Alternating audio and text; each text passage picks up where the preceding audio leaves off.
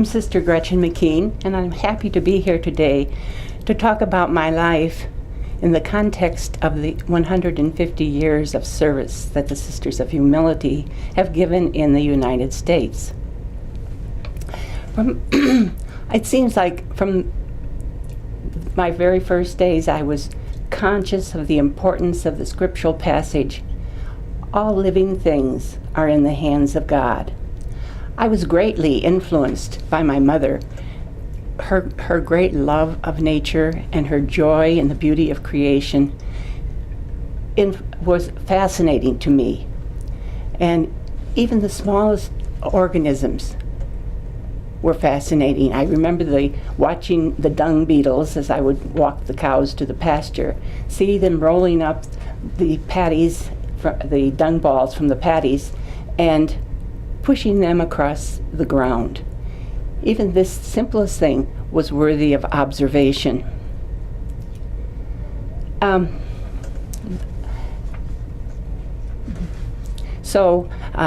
Having been brought up on the farm, I was introduced very early to the nature's life cycles of birth and death.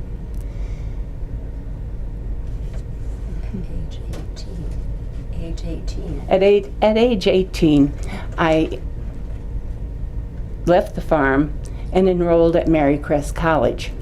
As a college student, I very quickly became aware that biology was my favorite course. Introduced into the insights of biology by Sister Joseph Marie Peters, I was also introduced at that time to the lifestyle of the Sisters of Humility. Both Sister Joseph Marie and the other sisters at Marycrest affected me greatly.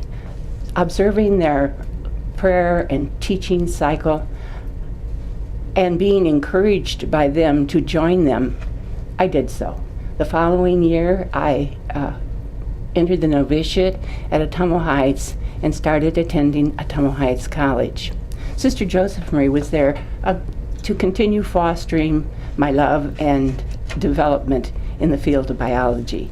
She offered many advanced biology courses so that I would get them because they did not usually offer them at the junior college.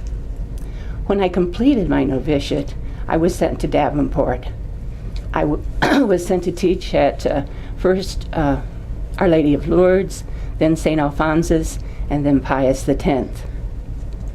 Upon completing, during that time I was also completing my degree at Marycrest. Upon completing the degree at Marycrest, I had the good fortune to go with Sister Ruth Morris to Marquette University for a summer school session. During the summer school, I was offered a teaching fellowship for the following fall. I wrote that home to Mother thinking it was pretty neat to be offered a teaching fellowship, but nothing was said about it. So I returned home and at the missioning service received my slip to go to teach 8th grade at St. Pius X. I was busy getting my classroom ready and preparing my bulletin boards when I got a phone call from Sister Hazel Marie Roth. And she said, "Well, we've decided that you should go to Marquette and accept that fellowship." So I did. And the next 2 years, I had the wonderful experience of Marquette University right in the midst of the Vatican II excitement. The Jesuits were so involved in that. And of course, learning all the new things at a master's level and meeting hundreds of sisters, because Marycrest Marquette was a place of study for sisters from all over the world. So when I completed my degree in 1972, no, that's the wrong degree. When I completed my degree, I returned to, can you take that out? Just go ahead. Okay, I completed my degree. I returned to teach at Marycrest, where I stayed for the rest of my teaching ministry. In that fateful summer of 1966, when so many things changed in our community. Sister Bernadine was elected president of the community, and I had the opportunity to go to Tulane University, where I was introduced by experts in the fields of parasitology and protozoology. On the successful completion of that summer school and Sister Bernadine's leaving Marycrest, I was scheduled to go to get a PhD at the University of Illinois, which I did. I returned from the PhD as chairperson of the Marycrest Department of Biology and continued that until the college closed. When I returned from the University of Illinois, Sister Liz Picken invited me to live with her at the House of Prayer.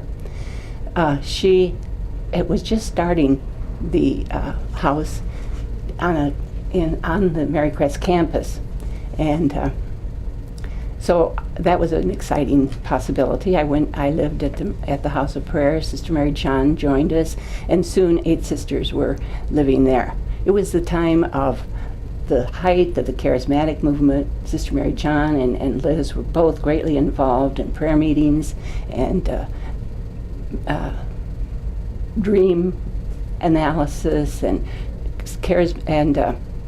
centering prayer. It was a very rich environment to be in.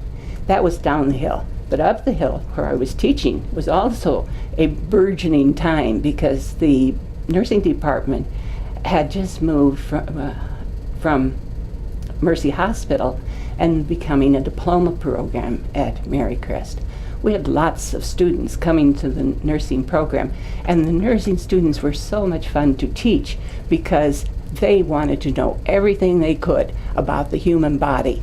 And I can remember going into the dorm one morning and walking down the hall, and my voice was coming out of every room as they were re-listening to the notes they had taken during the lecture. But it was fun to teach them, and they loved genetics and embryology and microbiology, and that program really flourished. Then I got one of the exciting things that happened during that time. I was invited to attend an international conference in protozoology in France. At that conference, we had simultaneous translation of the talks of scientists from various countries, and you could hear them talking in German, but you had put your headphones on, and there you heard English. And so it was a mini national it was a very exciting time. And we also had at that time breakout groups with the individuals who were working on your particular topic in other parts of the world. In my group, there were people from Poland, in India, Spain, Poland, Germany, France, and the United States. And we were all working on the organism from the gut of the cockroach, where we were studying the life cycle of Nyctophorus, in the hopes that having greater understanding of the mitotic cycles in the cockroach, we would find some way that we could also help to control the mitotic cycle of cancer cells. We were very hopeful that we would get insights from studying this development. Another thing, let's see, coming back to the college, I got involved in creating the prayer center in the mansion, and creating the prayer center in the mansion. And this was a perfect place because it was a really beautiful old mansion, and very easy to think of it being a place of great beauty and centering. One of the programs that we provided, one of the more successful programs, was introducing the labyrinth as a walking meditation, not only to the college community, but to the greater Quad Cities. After Marycrest closed, I started volunteering at Nahant Marsh. Now, the Marsh was a government-funded program to reclaim the former gun club of Davenport. It was full of gunshot, and the birds were getting hold of the gunshot and then flying down and dying as they traveled toward their winter homes. $10 million, I stumble on that because it's so much, but $10 million was spent on removing that soil and planting prairie grasses and reclaiming the property. It had just opened when the college closed, and one of my former students was the director there. And so she asked me to join her.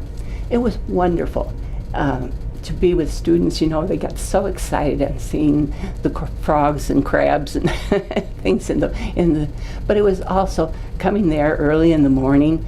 The mist was still on the slough, and you could see the blue heron standing there in the slough on one leg, sleeping. Made me wonder, how many times does he change his leg during the night? One night I invited Sister Modesta to go with me to a seminar. And as we were waiting for the students to arrive, we stood on the porch and watched the wild ducks come in for their evening sleep. And they were honking and in that wonderful V shape. And as they settled onto the slough, you could see the sunset in the background, a beautiful red sky. So after that time of volunteering, I retired here to Humility of Mary Center, where I still can have lots of good experiences watching animals and plants, watching the plants in our gardens. On these winter days, I can look out my window and wonder if I'm going to see the red fox dancing on the snow.